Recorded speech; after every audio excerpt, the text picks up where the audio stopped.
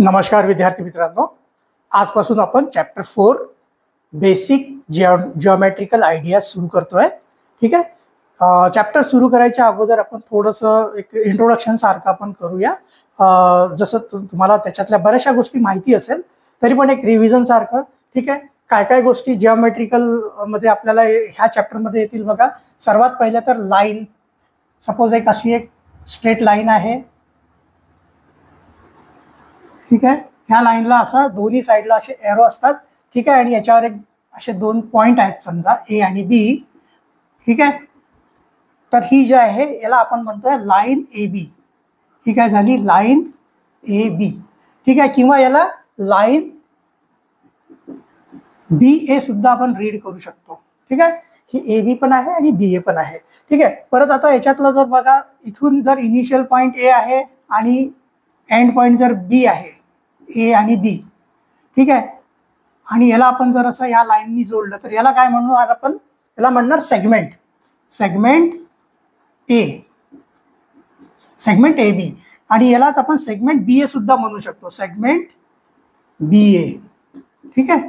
हे दोन्ही ह्या सेगमेंटला आपण सेगमेंट ए बी पण म्हणू शकतो, सेगमेंट बी ए पण म्हणू शकतो. ठीक आहे. पण याच्यानंतर एक बघा, जर समजा इनिशियल पॉइंट तुमचा ए आहे आणि जर एक अशी लाईन दिलेली आहे तुम्हाला. ठीक आहे. इथे एक ॲरो दिलेला आहे. याचा इनिशियल पॉइंट ए आहे आणि मध्ये एक इथं पॉइंट बी आहे. ठीक आहे. तर याला आपण काय म्हणतो? रे ए बी. हे आहे रे ए बी. ठीक आहे. जसं आपण सेगमेंटला सेगमेंट ए बी म्हणतो आणि सेगमेंट बी ए पण म्हणू शकतो, पण याला रे बी ए नाही म्हणू शकत. कारण याचा जो इनिशियल पॉइंट आहे ए आहे आणि इथे एंड पॉइंट जो आहे बी आहे. त्याच्या पुढे ही रे अजून पुढे गेलेली आहे. ठीक आहे. तर याच्यामुळे याला आपण रे बी ए नाही म्हणू शकत. रे बी ए जर आपल्याला करायचं असेल तर इनिशियल पॉइंट आपल्याला बी करावं लागेल आणि मग ह्या लाईनला असं इथे कुठंतरी ए पॉइंट असला पाहिजे इथं, तेव्हा मग याला आपण रे बी ए म्हणू शकतो. ठीक आहे. जसं ह्या सेगमेंटला आपण सेगमेंट ए बी किंवा बी ए म्हणू शकतो, पण याला ह्या रेला रे ए बी आणि या रेला रे बी ए असं रीड करणार आपण. ठीक आहे. चला अजून बघूया पुढचं. अजून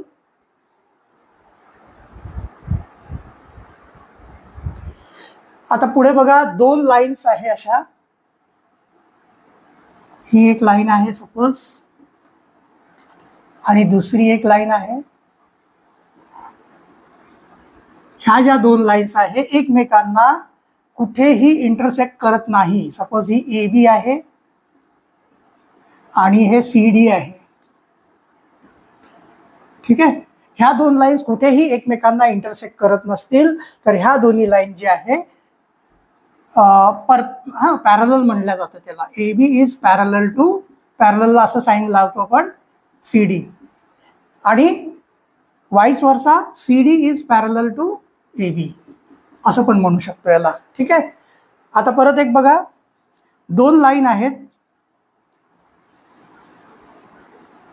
एक आहे ए बी आणि दुसरी सपोज अशी येत आहे. ही लाईन आहे ए बी आणि ही आहे सी डी. ह्या दोन्ही लाईन्स एकमेकांना एका पॉइंटवर इंटरसेक्ट करतायत. जर हा अँगल जर 90 डिग्री असेल, तर ह्या दोन्ही लाईन एकमेकांच्या परपेंडिक्युलर आहे ना. तर याला कसं लिहू शकतो आपण माहिती का? हे सी डी आहे, सी डी. तर A B is perpendicular to, असं साईन उलट टी लावायचं, परपेंडिक्युलर टू सी डी. ठीक आहे. आणि वाईस वर्सा पण आहे. जर हा अँगल जर 90 असेल तर हा पण 90 असणार आहे. ठीक आहे. तर ही जी सी डी आहे, C D is perpendicular to A B असं पण म्हणू शकतो आपण. दोन्ही लिहू शकतो, C D is perpendicular to A B. ठीक आहे. ह्या अशा छोट्या छोट्या गोष्टी आपल्याला माहिती असल्या पाहिजे सगळ्या. ठीक आहे. अजून बघूया याच्यामध्ये अजून काय काय करायचं. अजून याच्यात एक बघा, एक क्लोज्ड जॉमेट्रिकल फिगर. ठीक आहे ना. सपोज एक फिगर आहे अशी, ही फिगर आहे. ठीक आहे ना. याला तुम्ही रेस द्या. ठीक आहे. ही क्लोज नाही आहे. हा जो याचा हा वाला पोर्शन आहे तो ओपन आहे. तर ही क्लोज्ड फिगर नाही आहे. क्लोज्ड जॉमेट्रिकल फिगर कशी असणार, हे जे आहे याचेच तिन्ही जे साईड आहे असे एकमेकांशी कनेक्टेड असणार. ही झाली क्लोज्ड फिगर, जॉमेट्रिकल फिगर. ठीक आहे. त्याच्यानंतर ही जी आहे ओपन फिगर आहे, ओपन फिगर आहे. ठीक आहे. ह्या एक गोष्ट लक्षात ठेवा. आणि जेव्हाही कुठलीही जॉमेट्रिकल फिगर त्याच्यामध्ये 3 किंवा 3 पेक्षा जास्त साईड्स असतील तर त्याला आपण पॉलिगॉन म्हणतो. ठीक आहे. तर ह्या सगळ्या गोष्टी ह्या चॅप्टरमध्ये येतील आपण जेव्हा क्वेश्चन सॉल्व्ह करू. ठीक आहे. तर चला आपण आता याचे क्वेश्चन सॉल्व्ह करायला सुरू करूया. आज आपण क्वेश्चन 1 to क्वेश्चन 10 पर्यंत करूया. ठीक आहे. तर चला बघूया क्वेश्चन नंबर 1. क्वेश्चन 1 बघा. A pair of lines which do not intersect at any point are called. ह्या 4 पैकी कुठली लाईन्स म्हणणार त्यांना. तर पेअर ऑफ लाईन्स, 2 लाईन म्हणजे. ठीक आहे ना, ज्या कुठल्याही पॉइंटला एकमेकांना इंटरसेक्ट करत नाही त्या लाईन्स कुठल्या असतात. आत्ता आपण बघितलं होतं. सपोज ही एक लाईन आहे है ना, याचं सोल्युशन. ही एक लाईन आहे AB आणि दुसरी एक लाईन घ्या. हे कुठेही एकमेकांना इंटरसेक्ट करत नाही. ठीक आहे ना, CD. मग ह्या लाईन्स कुठल्या म्हणल्या जातात, ह्या लाईन्स आहेत पॅरलल लाईन्स. त्याचा आन्सर कुठला येणार, ऑप्शन बी. ठीक आहे. आणि आता बघा परपेंडिक्युलर लाईन्स कशाला म्हणतो आपण, जर ह्याच लाईन्स है ना, सपोज इथे AB आहे आपली. ठीक आहे. ही AB आहे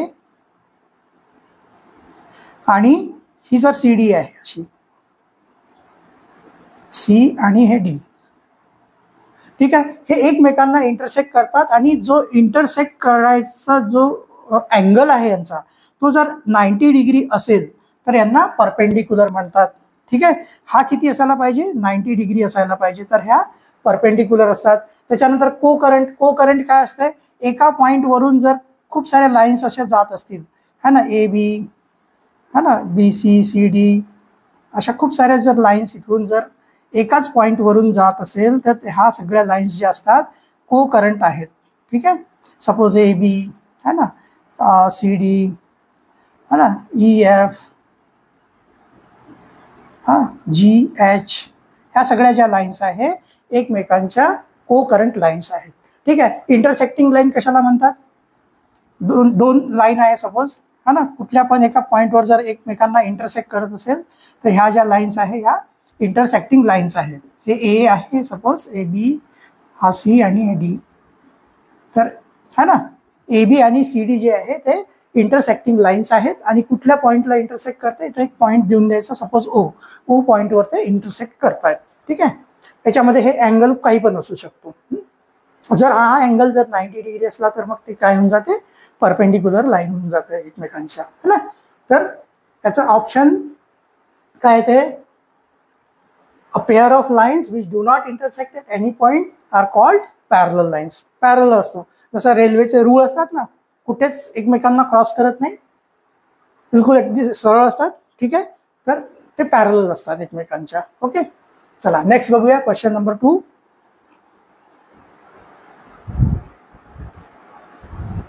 क्वेश्चन नंबर 2 बघा. How many of the given figures are simple curve.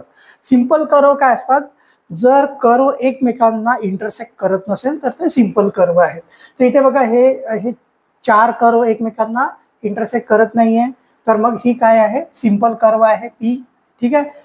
हा एकमेकांना इंटरसेक्ट करत आहे, हे असं असं है ना, 8 सारखं आहे, एकमेकांना इंटरसेक्ट करत आहे. मग हे सिंपल कर्व नाही आहे, इथे कर्व तर नाहीच आहे, हे सगळे लाईन्स आहे.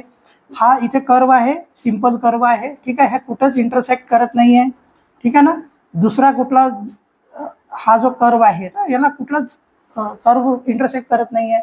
आणि हे पण असंच आहे, हे छोटे छोटे जे कर्व्स दिलेले आहे ना, हे कुठलेच एकही कर्व एकमेकांना इंटरसेक्ट करत नाही आहेत. तर असे 3 जे कर्व आहे ते एकदम सिंपल आहे. हा वाला जो कर्व आहे हा इंटरसेक्ट करतोय, इथं बघा इंटरसेक्ट होऊन याला इंटरसेक्ट करून याला इंटरसेक्ट करून परत याला इंटरसेक्ट करतोय. ठीक आहे. मग हा पण नाही आहे. मग याच्यातले किती, P, S आणि T असे 3 कर्व जे आहे ते सिंपल कर्व आहे. तर याचा आन्सर काय आहे? ऑप्शन नंबर बी है ना.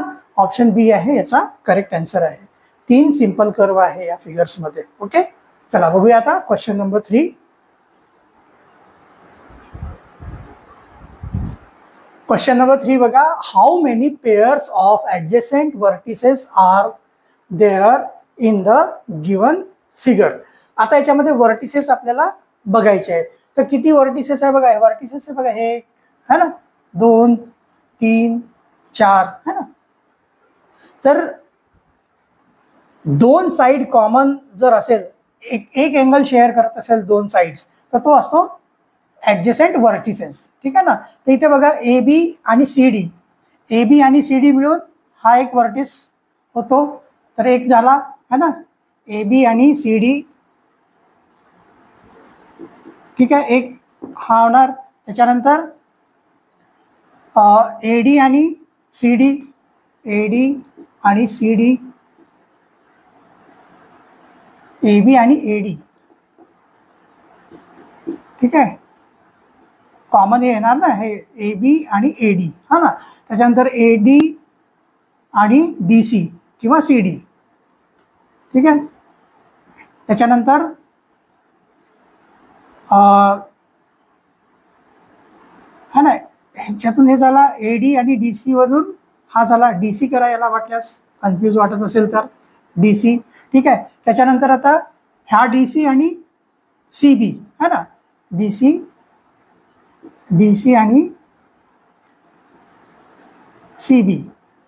ठीक आहे, हा वर्टिसेस आला. ठीक आहे, त्याच्यानंतर सी बी आणि बी ए, सी बी आणि बी ए, याच्यातून हा वर्टिसेस येणार. तर असं करून किती आहे ना, ह्या ज्या पेअर्स आहे ना, याच्यातून एक वर्टिसेस येतोय, याच्यातून एक है ना, प्रत्येकातून एक एक वर्टिसेस आपल्याला मिळायला लागला. तर टोटल वर्टिसेस किती झाले? 4. त्याचा आन्सर किती येतो? Option number C. ठीक आहे, एकदम सोपा आहे. चला बघूया नेक्स्ट क्वेश्चन 4.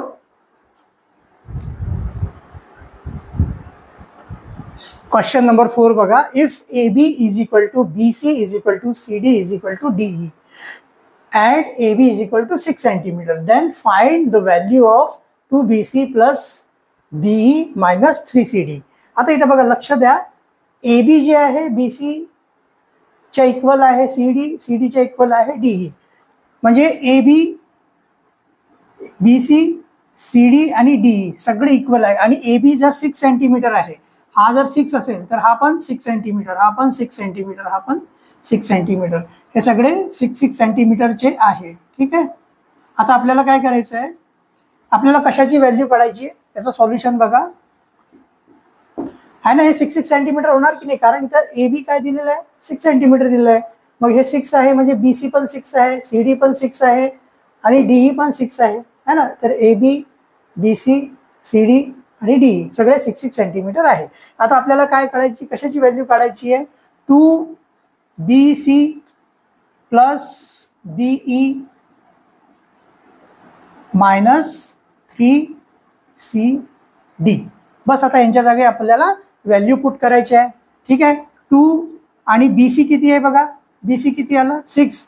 आता याच्यामध्ये कुठलं साईन नाही आहे, तर इंटूचं साईन असतंय. ठीक आहे, तर 2 × 6 प्लस BE किती आहे बघा, B आणि E है ना. इथून बघा, हे बी पासून ई पर्यंत किती येणार? हा डिस्टन्स किती येणार पूर्ण? 6 + 6 + 6 है ना. म्हणजे 6 + 6 12, 12 + 6 18. म्हणजे इथं प्लस किती येणार? 18 आणि मायनस 3 × सी डी किती आहे बघा, सी आणि डी किती आहे? 6 सेंटीमीटर. ठीक आहे, याला असं ब्रॅकेटमध्ये घेऊया वाटल्यास. ठीक आहे, चालेल. आता सगळं बॉडमॉस रूल सगळ्यांनाच माहिती आहे. बॉडमॉसमध्ये सगळ्यात पहिले ब्रॅकेट सॉल्व करायचे असतात. 2 × 6 = 12 प्लस हे 18 जसंच्या तसं मायनस 3 × 6 = 18. आता इथे बघा, हे प्लस 18 मायनस 18 है ना. 18 मायनस 18 होणार, तर मग हे किती येणार? 0. किंवा आपण याला डायरेक्ट असं कॅन्सल पण करतो. हे आता तुम्ही शिकून घ्या. एक प्लसचा एक मायनसचा सेम नंबर असेल तर त्याला इथे डायरेक्ट कॅन्सल, यांची काहीच व्हॅल्यू नाही, 0 येते. आणि 12 + 0 = किती येतात? 12. म्हणजे याची जी व्हॅल्यू आहे ती किती आली? 12. आणि हे सगळं सेंटीमीटरमध्ये आहे, तर मग हे पण कसं येणार? सेंटीमीटरमध्ये. मग आपला कुठला आन्सर येतोय बघा? ऑप्शन नंबर ए याचा आन्सर येतोय. आहे एकदम सोपं आहे. ठीक आहे. ज्या आपल्याला ह्या दिलेल्या आहे त्याच्या व्हॅल्यू आपण पुट करायचे आणि त्याला सॉल्व्ह करायचं. एकदम इझी क्वेश्चन आहे. चला बघूया आपण नेक्स्ट आहे क्वेश्चन नंबर 5. क्वेश्चन नंबर 5 बघा. How many diagonals are there in the 5 sided polygon. ठीक आहे. आता इथे बघा याचं सॉल्युशन. पॉलिगॉन म्हणजे ज्याच्यामध्ये 3 किंवा 3पेक्षा जास्त साईड्स असतील. ठीक आहे. इथं किती साईड दिलेले आहे?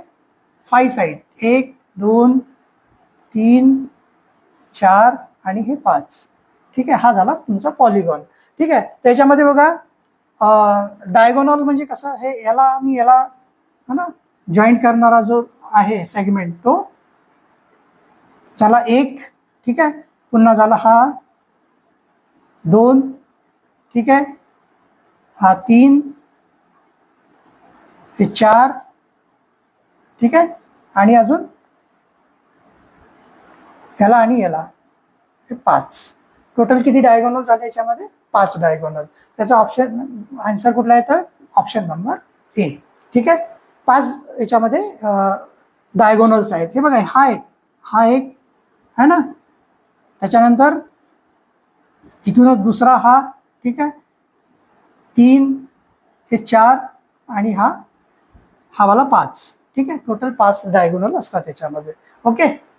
तुम्ही जर याला ABCD वगैरे केला तर तुम्हाला लगेच अजून चांगलं लक्षात येईल. ABCD आणि E याला असं करा. कुठले आता डायगोनल झाले बघा. पहिला झाला AD. ठीक आहे. त्याच्यानंतर AC है ना. त्याच्यानंतर बघा BE है ना. BE झाला. त्याच्यानंतर BD. बी पासून झाले. आता AC झालेला आहे. ठीक आहे. BD पण झालेला आहे. BE पण झालेला आहे. EC. ठीक आहे ना. झाले. एवढे टोटल 5 याच्यामध्ये डायगोनल आहे. AB है ना, AD, AC है ना, BE, BD आणि EC असे टोटल 5 डायगोनल्स आहेत त्याच्यामध्ये. ठीक आहे. तर याचा ऑप्शन काय येतोय? Option number A.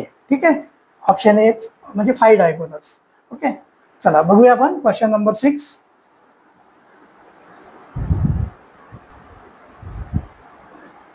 क्वेश्चन 6 बघा. Which of the following statements is incorrect? Line AB is same as line BA. हा स्टेटमेंट आहे, एकदम करेक्ट आहे. ठीक आहे ना. याचं सॉल्युशन बघूया आपण. ठीक आहे ना. मी इंट्रोडक्शनमध्ये तुम्हाला सांगितलं होतं, एक अशी लाईन आहे. ठीक आहे. A आणि B. ह्या लाईनला तुम्ही AB पण म्हणू शकता आणि BA पण म्हणू शकता.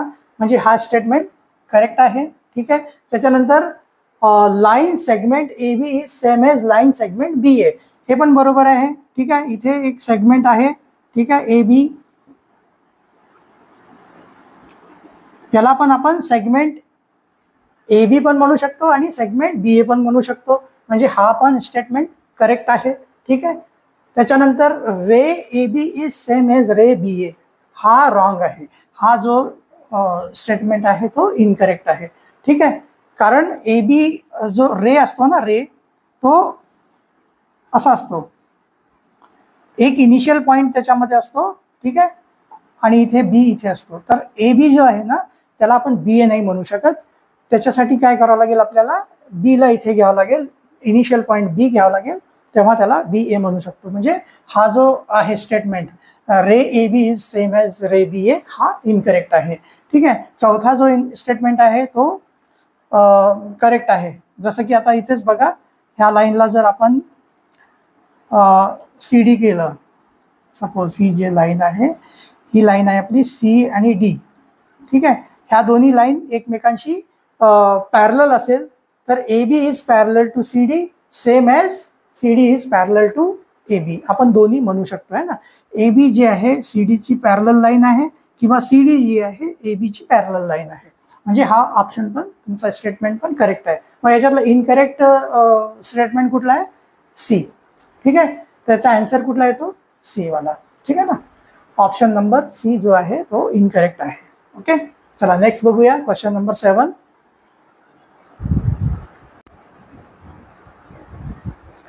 क्वेश्चन नंबर 7 बघा.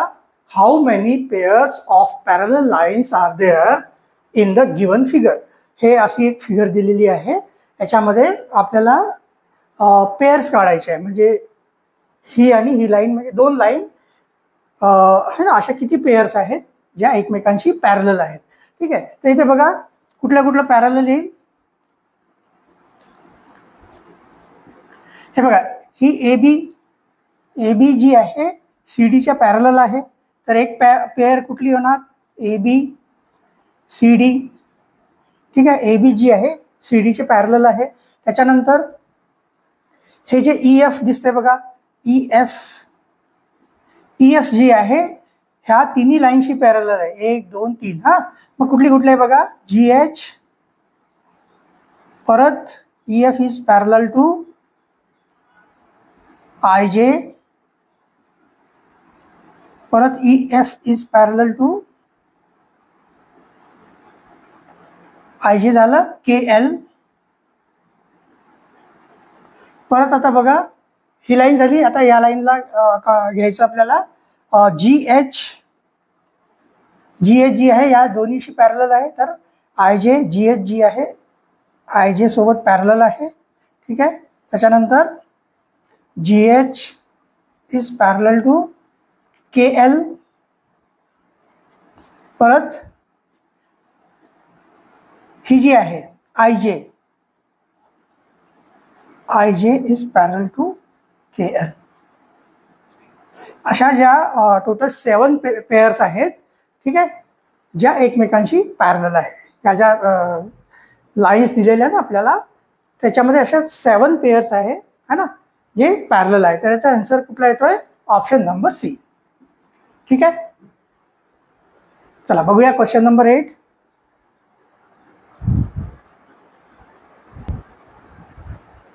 क्वेश्चन नंबर 8 बघा. In the given figure there are blank angles.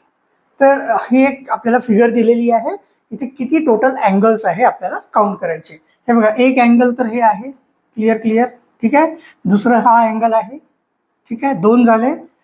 परत हे 3, हा वाला एक 4, हा पूर्ण एक 5. ठीक आहे, असंच इथे 6, हा एक 7 आणि पूर्ण एक 8. असे टोटल किती अँगल्स आहेत त्याच्यामध्ये? 8 है ना, 8 अँगल्स आहेत. तर याचा आन्सर कुठला येतो? ऑप्शन नंबर बी. एकदम सोपं आहे, फक्त आपल्याला अँगल्स याच्यात काउंट करायचे आहे. ठीक आहे, इथे 3 अँगल असणारच आहे. बघा, एक अँगल हा, दुसरा हा आणि तिसरे हे तिन्ही मिळून. ठीक आहे ना, तर अशा प्रकारे बघा इथे 3 3 6 आणि हे 2 8, टोटल 8 अँगल्स आहेत. ओके, चला बघूया क्वेश्चन नंबर 9.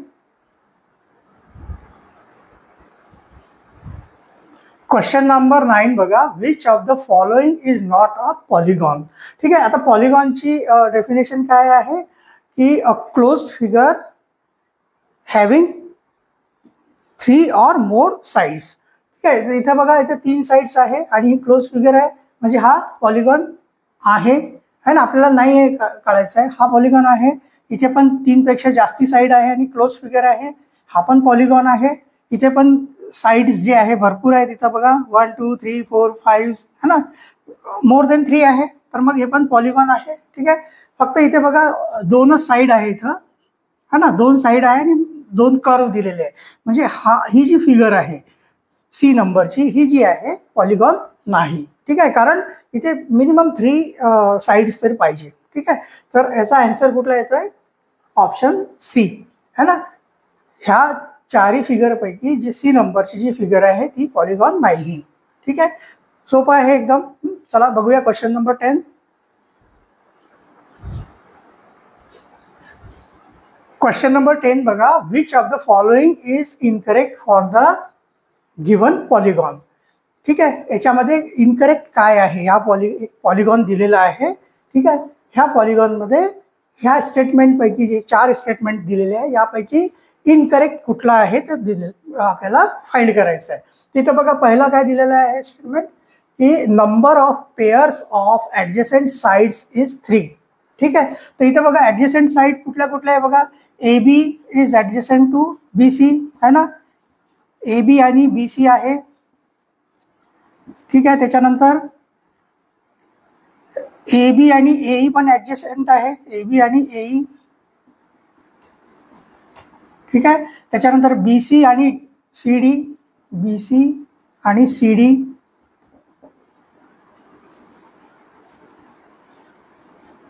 हा ना, B C C D adjacent आहे. त्याच्यानंतर सी डी आणि डीई आहे, सी डी आणि डीई आहे. त्याच्यानंतर डीई आणि एई, डीई.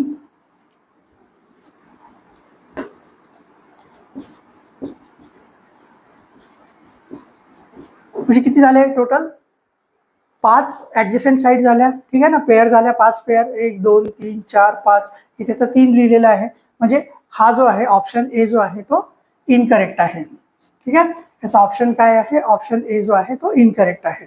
ठीक आहे, हे तर करेक्ट आहे. Number of vertices is 5. ठीक आहे ना, याच्यामध्ये 5 आहे. हे बघा, हे 1, हे 2, हे 3, हे 4, हे 5. हा करेक्ट आहे. ठीक आहे ना, आणि हा ऑप्शन तर नाहीच आहे याच्यामध्ये. ठीक आहे ना, हे दोन्ही इनकरेक्ट आहे म्हणून.